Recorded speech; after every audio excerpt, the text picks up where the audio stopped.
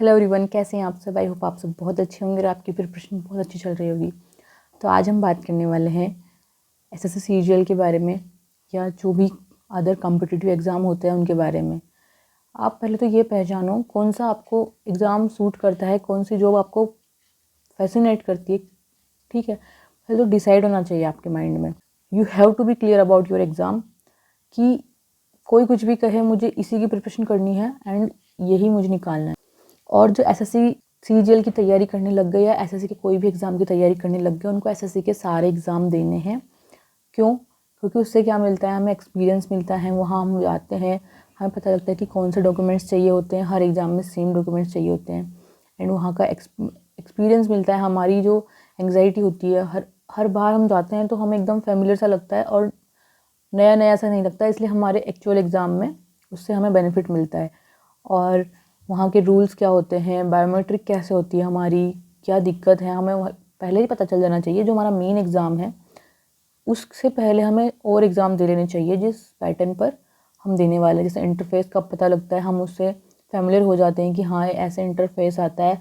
And वहाँ पर exam में हमें अलग ही लेवल की एंग्जाइटी होती है। यहाँ पर तो हम आराम से दे लेते हैं टेस्ट, लेकिन वहाँ पर बात अलग होती है। कुछ बच्चे क्या है ना कि प्रिपरेशन करते रहते हैं 1 साल 1.5 साल, और वो सिर्फ वही एग्ज़ाम देते हैं जो उनका मेन एग्ज़ाम जिसकी वो प्रिपरेशन कर रहे हैं, और वहाँ पर वो जाके घबरा जाते हैं। वो उनको लगता है कि मुझे सब आता है लेकिन फिर भी मैं नहीं कर पाया। तो वो प्रॉब्लम ये है कि हमने कोई एग्ज़ाम उसके सिमिलर दिए ही नहीं पहले और हम मेन एग्ज़ाम देने चले गए, तो उससे बहुत ज़्यादा फ़र्क पड़ता है। एंड धीरे धीरे सीखते हैं हम, धीरे धीरे हमें एक्सपीरियंस होता जाता है, तो हम वहाँ आराम से चले जाते हैं एंड आराम से एग्ज़ाम देते हैं एंड हमें लेवल का भी पता लगता है। जैसे टीसीएस सेम लेवल करवाते हैं लगभग, पीवाईक्यूज बेसिस ही होता है, तो लेवल का पता लगता है, एग्ज़ाम प्रोसेस क्या होती है उसका पता लगता है। और आप एक चीज़ ज़रूर ध्यान रखिएगा, repeat repeat repeat, practice practice practice. जो आपने पढ़ लिया उसकी प्रैक्टिस ही प्रैक्टिस करनी है, कोई चेंज नहीं करना है। और होता है ना कि बहुत सारे बच्चे की इनसे अच्छे मार्क्स नहीं आए तो मैं नया टीचर चेंज कर लेता हूँ, ऐसे ऐसे नहीं करना होता। पीवाईक्यू की आप ऐसी बुक खरीदो कि वो आपको कंफर्टेबल लगे कि हाँ मैं इसको कर सकता हूँ।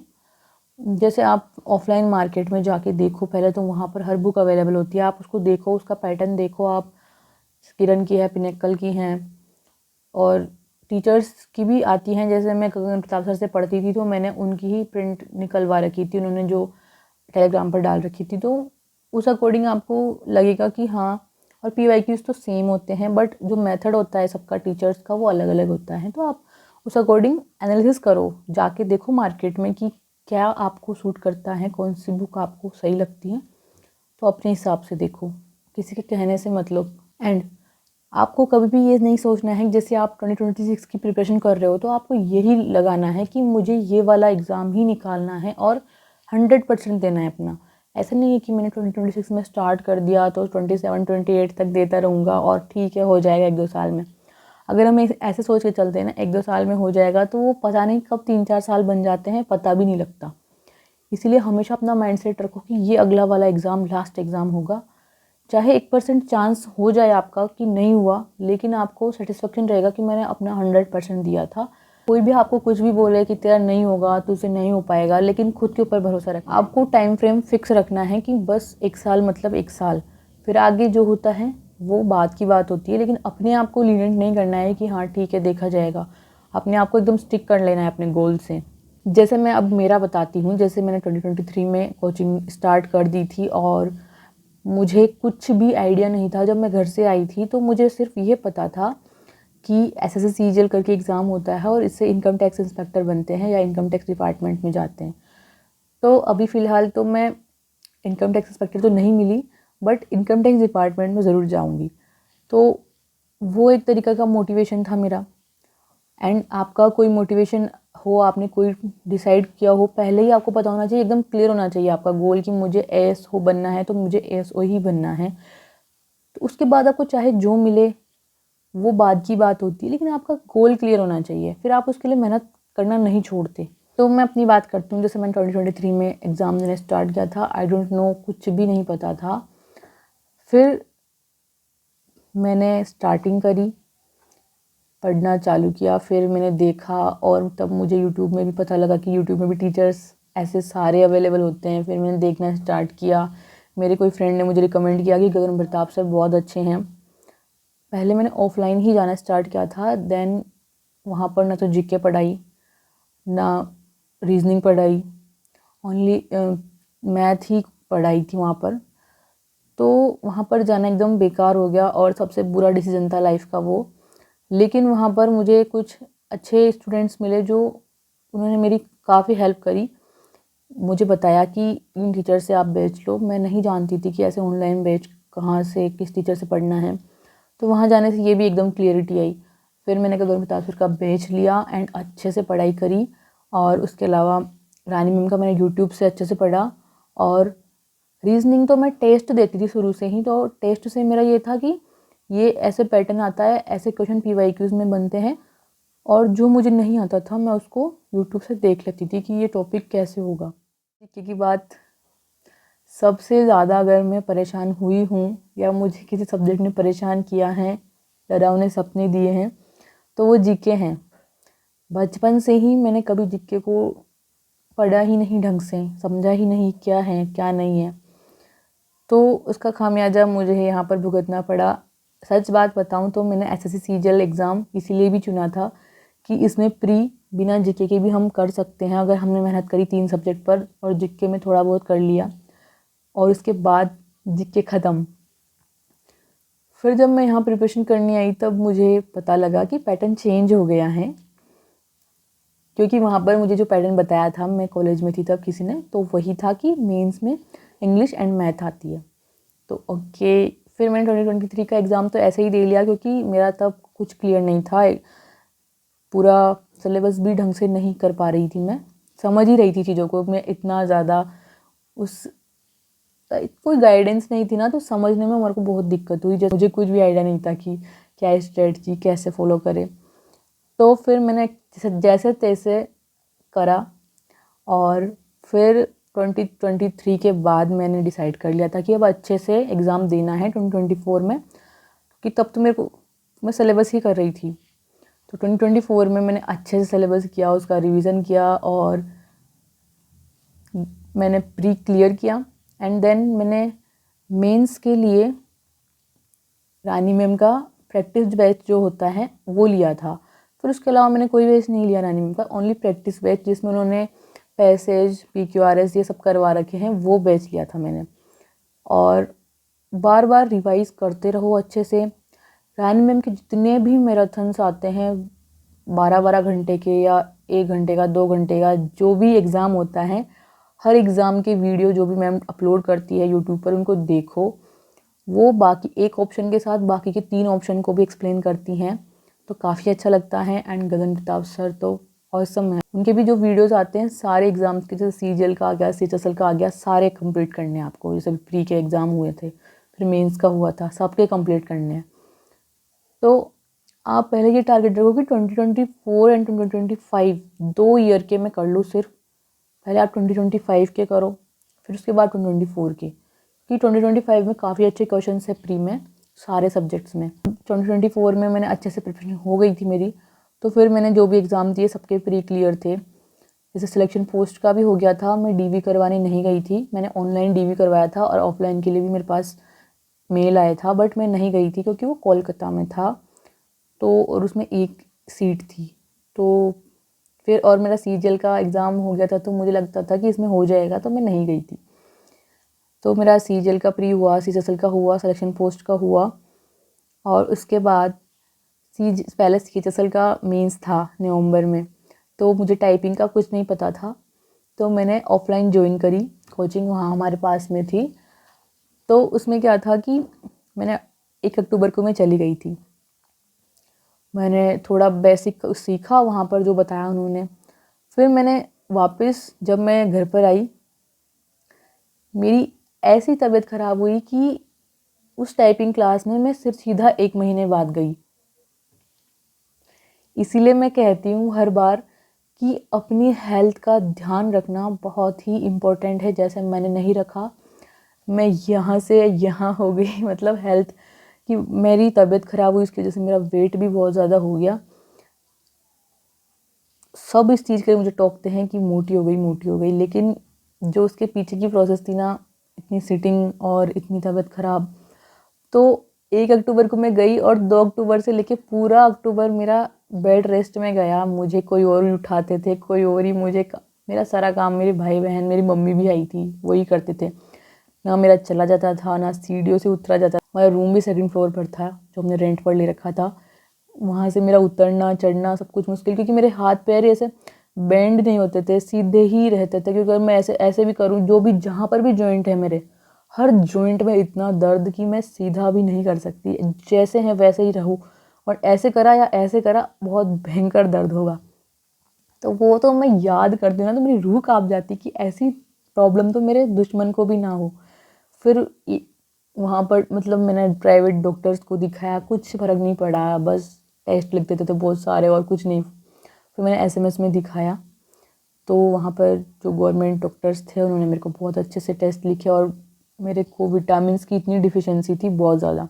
फिर इंजेक्शन वगैरह चलता रहा सिलसिला। फिर 6 महीने तक मैंने ट्रीटमेंट लिया, तब जाके नॉर्मल लाइफ में मैं वापस आई। तो उस टाइम तो मैं क्या ही बताऊँ, मैं बता नहीं सकती। मतलब मेरे घर वालों को पता है और मुझे पता है कि कैसी सिचुएशन थी 2024 की। फिर भी उसमें मैं जो बिस्तर पर लेटी लेटी, अगर मेरे से कुछ पढ़ा जाता था तो मैं बुक खोल के ऐसे लेटी लेटी पढ़ लेती थी, क्योंकि मेरा बैठा नहीं जाता था। और मेरे को टाइपिंग की भी टेंशन होती थी, क्योंकि नवंबर में 18 नवंबर को सीएचएसएल का एग्ज़ाम था, डेट याद है मुझे अच्छे से। और तो मैं अक्टूबर में ठीक हुई, तो वो 18 दिन के पहले का जो गैप था, वो 15 दिन मैं गई वापस कि सर मैंने फ़ीस जमा करवाई थी एंड मेरा ऐसे ऐसे हो गया था, तो आप देख लो, फ़ीस दोबारा देनी है। तो उन्होंने बोला कि अगर आप नहीं आए हैं तो ठीक है, आप उसी में कंटिन्यू करो। फिर उन्होंने बहुत कोशिश करी, क्योंकि मुझे कुछ भी नहीं आता था और सीएचएसएल की टाइपिंग आपको पता है 40 तो होनी ही चाहिए। तो उन्होंने बहुत सिखाने की कोशिश करी मुझे, बट नहीं हो पाई मेरी इतनी ज़्यादा स्पीड। और मेरे हाथ पैरों में, उंगलियों में, सब में, हर जॉइंट में दर्द होता था। फिर भी मैं करती थी टाइपिंग। मम्मी को तो बहुत वो आता था रोना कि कितनी परेशान हो रही है, बट मुझे लगता था कि इस बार अगर निकल गया तो फिर ख़त्म सारी प्रॉब्लम्स। फिर उसके बाद मैंने अपना 100% दिया। मैंने ये नहीं सोचा कि कुछ हो रहा है, नहीं, जो होना होगा जो देख लेंगे। बहुत मेहनत करी मैंने, रूम पे भी बहुत मेहनत करती थी मैं टाइपिंग के लिए। फिर फाइनली वो दिन आया और हम मतलब स्कूटी में तो गए थे। मेरे भाई से बोला रुक जा, यहाँ पर रुक जा, क्योंकि जैसे मेरे पैर लटक रहे थे ना, मुझे इतना दर्द फील हो रहा था पैरों में। तो रुकते रुकते गए थे सेंटर पर भी। फिर एग्ज़ाम दिया, टाइपिंग करी मैंने। टाइपिंग करते ही टीसीएस का पैटर्न था, तो उसमें आ जाते हैं की स्ट्रोक्स। तो मेरे की स्ट्रोक्स बहुत कम आए, 1750 चाहिए उसमें, तो मेरे 1600 के लगभग ही आए थे। तो मुझे वहीं पे पता लग गया था, बहुत ज़्यादा दुख हुआ था। लेकिन फिर मैंने सोचा सीजीएल में अच्छे से करेंगे। सीजीएल में मैंने 40 की टाइपिंग कर ली थी, लेकिन जो वो प्रॉब्लम्स थी मेरे साथ चल रही थी। मैं बार बार हॉस्पिटल भी जाती थी डॉक्टर्स को दिखाने और ट्रीटमेंट भी लेती थी। उसकी वजह से मेरा वेट भी बढ़ रहा था। मुझे प्रॉब्लम्स तो बहुत सारी थी उस टाइम पे, पर मैं मेहनत करना नहीं छोड़ रही थी। तो ऐसी जर्नी थी ना 2024 वाले मेंस की, दोनों की, तो मैं याद ही नहीं करना चाहती। उस टाइम को मैं भूल जाना चाहती हूँ। फिर मैंने 2024 में जो ये सीजीएल का मेंस था वो दिया। टाइपिंग मेरी बहुत अच्छी हुई, एग्ज़ाम भी काफ़ी अच्छा हुआ, लेकिन मेरे इसमें नॉर्मलाइजेशन में मार्क्स बहुत कम कर दिए, तो चांस गया वो भी।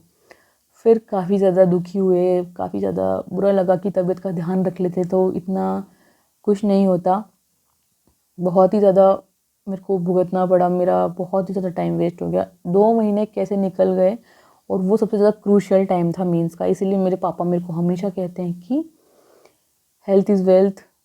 अगर स्वास्थ्य ही ध्यान नहीं रखोगे तो कुछ भी नहीं है, तो स्वास्थ्य का ध्यान रखो, ऐसे हमेशा बोल देते। बट अपन तो सोचते थे कि पढ़ाई सबसे ज़्यादा इम्पोर्टेंट है।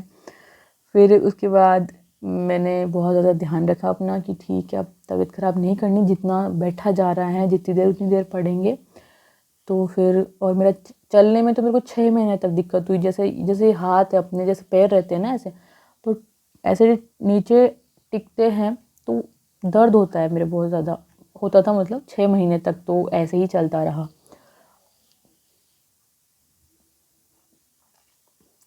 सोचना भी बहुत मुश्किल है उस टाइम को। मैं बहुत रोती थी कि मेरे साथ ऐसा क्यों हुआ, क्या कर दिया मैंने ऐसा। तो ठीक है, मेरी सारी मेहनत पर पानी फिर गया एक तरीके से, मेरी तबीयत ख़राब हो गई तो। और वो शायद मेरी ही गलती थी कि मैंने अपने आप के ऊपर ध्यान नहीं दिया। बट वो जो विटामिन्स की डिफिशियंसी होती है वो सडनली हमें पता लगती है, जब हमारे जॉइंट्स बिल्कुल ही अकड़ जाते हैं, बिल्कुल काम करना बंद कर देते हैं, तभी हमें पता लगता है। वरना उसके पहले सब कुछ नॉर्मल लाइफ चल रही थी मेरी, ऐसा नहीं लगा मुझे कभी भी कि मेरे हाथ में दर्द हो रहा है या फिर कुछ हो रहा है। वो एकदम से ही पता लगता है, तो वो बहुत मुश्किल हो जाता है। इसलिए खाना अच्छे से खाओ, हेल्दी खाओ, और पढ़ाई को भी रखो ध्यान में, लेकिन अपनी हेल्थ को फर्स्ट प्रायोरिटी पे रखना है। फिर जब मैंने मेंस दिया था ना, उसके बाद तो घर वालों को भी यकीन हो गया था, जैसे मैंने आपको पहली वीडियो में बताया। तो पापा ने बोला कि कर ले, कोई दिक्कत नहीं है, इस बार अच्छे से करना। तो मैंने अपना माइंड सेट बनाया कि मैं अब कर सकती हूँ, अच्छे से करूँगी, और इस बार तो मैं कर ही लूँगी। और 2025 में मैंने अपनी हेल्थ का भी ध्यान रखा, और मतलब इतना मेहनत करी। जो मेंस था ना CGL का 2025 वाला, उसमें तो मैं पूरा टाइमर लगा के पढ़ती थी कि 16 घंटे, मतलब 16 घंटे। क्योंकि मुझे पिछला टाइम याद था कि नहीं होगा तो वापस वही चीज़ें, वही साइकिल रिपीट होगी।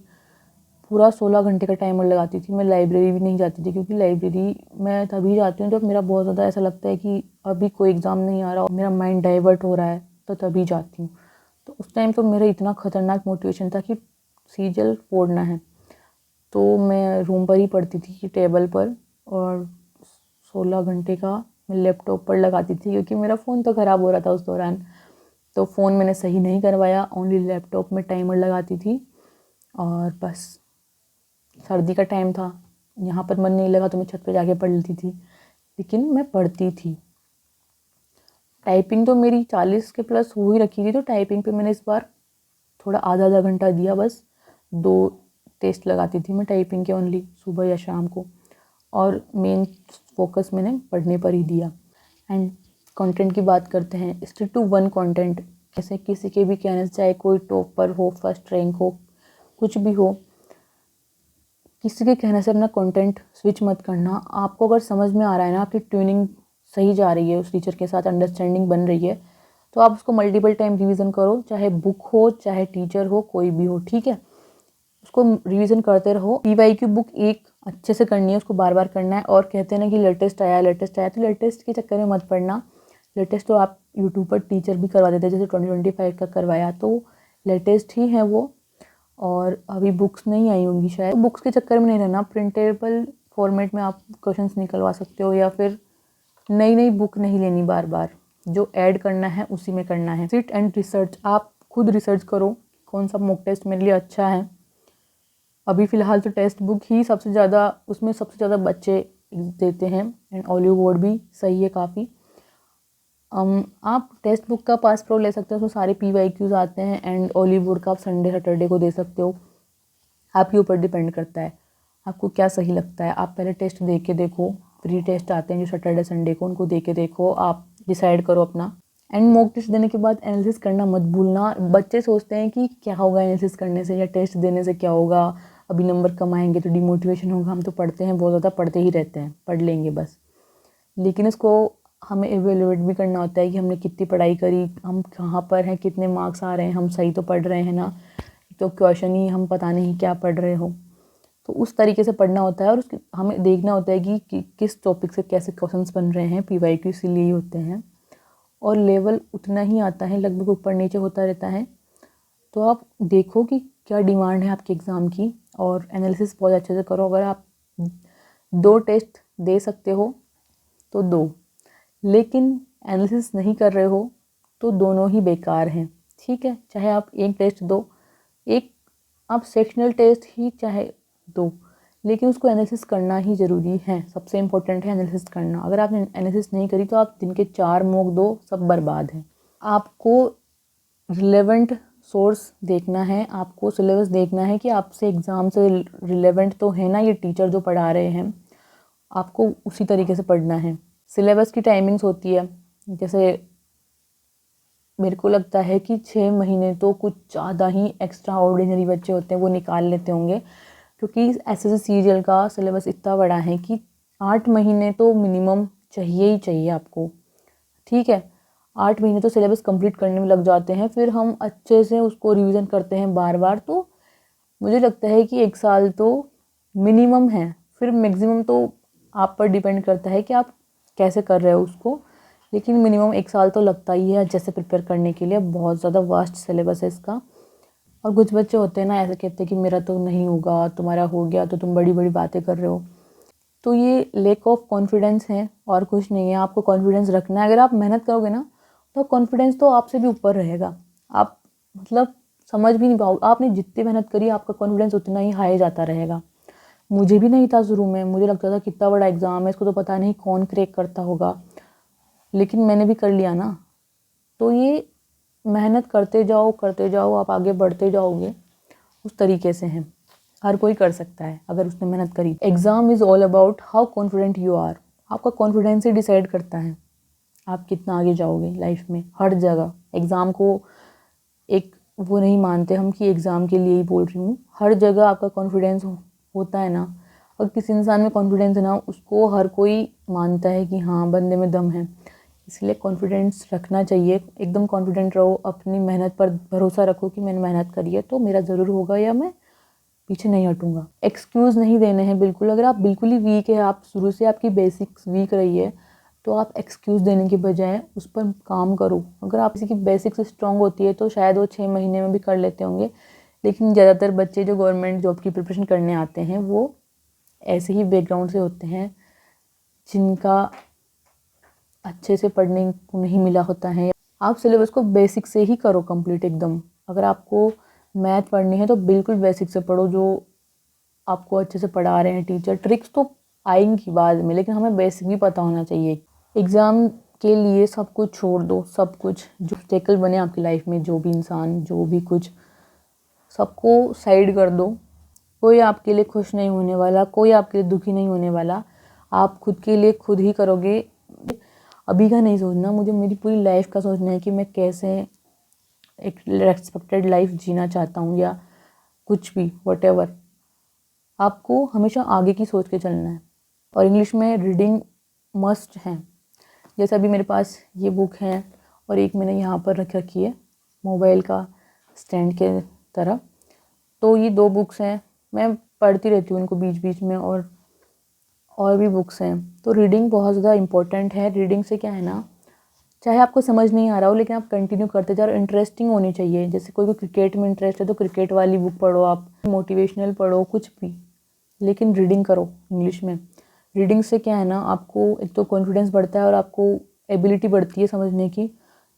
अगर आपको क्रिकेट में बहुत ज़्यादा इंटरेस्ट है तो आप उस समझने की कोशिश करोगे कि क्या लिखा हुआ है, हाँ क्या बोलना चाहता है। अगर आपको बिल्कुल नहीं आता फिर भी आप कोशिश करते रहो। सबसे इम्पोर्टेंट होता है कोशिश नहीं छोड़ना, कोशिश करते रहना। जो कोशिश करता है ना वो लाइफ में कभी पीछे नहीं रह सकता। गिव अप नहीं करना कभी भी। तो मुझे भी नहीं समझ में आता बहुत सारी चीज़ें, फिर मैं देखती हूँ, या फिर कभी मैं बिना देखती भी नहीं हूँ वर्ड्स को, मैं उसको समझने की कोशिश करती हूँ कि सेंटेंस क्या कहना चाह रहा है, स्टोरी क्या कहना चाह रही है। तो मैं पढ़ती रहती हूँ, धीरे धीरे इंटरेस्ट आने लगता है। तो रीडिंग बहुत ज़रूरी है। हमेशा ये सोचो कि इतना टाइम मैंने दिया है तो मुझे करना ही है, चाहे कुछ भी हो जाए। आपको ये नहीं सोचना कि 1 साल हो गया मेरा बस, नहीं। हमेशा मोटिवेटेड रहना है, खुद के अंदर से जोश कभी कम नहीं होने देना है। अगर आपने रियल में तैयारी की है, अगर आप अच्छे से उस एग्ज़ाम को करना चाहते हो तो आपको करना ही पड़ेगा। आपके लिए कोई नहीं करेगा, खुद के लिए खुद को ही करना होता है। आपको ये रहना चाहिए कि मैं कर लूँगा, मैं वहाँ तक पहुँचूँगा। जो सपना मैंने अगर देखने की हिम्मत करी है तो मैं उसको पूरा भी कर सकता हूँ। चाहे मेरे को कितना ही टाइम लगे, कुछ भी हो जाए, मेरे रास्ते में कितनी प्रॉब्लम्स आ जाए, मैं कर लूँगा। जैसे मैं हमेशा यही लिखती थी डायरी में, अभी भी मैंने डायरी रख रखी है यहाँ पर। मैं यही लिखती थी कि आज ऐसा हुआ, मुझे बहुत बुरा लग रहा है, मेरे साथ ऐसा क्यों होता है, भगवान जी आप ऐसा क्यों करते हो। मैं मतलब कुछ भी करती थी, ऐसे लिखती थी। मुझे बहुत अच्छा लगता था, माइंड थोड़ा हल्का हो जाता है। और खुश हो तब भी लिखो, दुखी हो तब भी लिखो, हर चीज़ में लिखो। आप अगर ज़्यादा कन्फ्यूज़ हो तब भी लिखो, आपको अपने आंसर्स अपने आप मिलते चले जाएंगे। पढ़ना ही है, ये वाली विल होनी चाहिए आपके अंदर। रुकना नहीं है, बढ़ते ही जाना है। और जिसके अंदर इतनी दम होगी ना उसी का निकलेगा एग्ज़ाम। अगर किसी में कॉन्फिडेंस ही नहीं है, वो बोलता है कि यार मेरा तो नहीं होगा, मेरा तो नहीं होगा, तो उसका नहीं ही होता है। हमेशा ये पॉजिटिव बोलो अपने लिए कि मेरा होगा और मैं कर लूँगा, क्योंकि मेरे में हिम्मत है। तो कैसी लगी आपको वीडियो ज़रूर बताना कमेंट करके, और ऐसी ही वीडियो देखने के लिए चैनल को सब्सक्राइब कर देना प्लीज़, और लाइक कर देना, शेयर कर देना। और एक बात, आप कमेंट में ज़रूर पूछना क्या आपको डाउट है, क्या प्रॉब्लम है आपको, किसी भी चीज़ से रिलेटेड आप पूछ सकते हो। आपको अगर डिमोटिवेट हो तब भी आप पूछ सकते हो, या अगर आपको इंग्लिश में प्रॉब्लम है, मैथ में प्रॉब्लम है, कहाँ से क्या करना है, तो आप वो भी पूछ सकते हो। मैं आपको ज़रूर रिप्लाई करूँगी। Thank you so much for watching my video. मिलते हैं नेक्स्ट वीडियो में, तब तक के लिए बाय।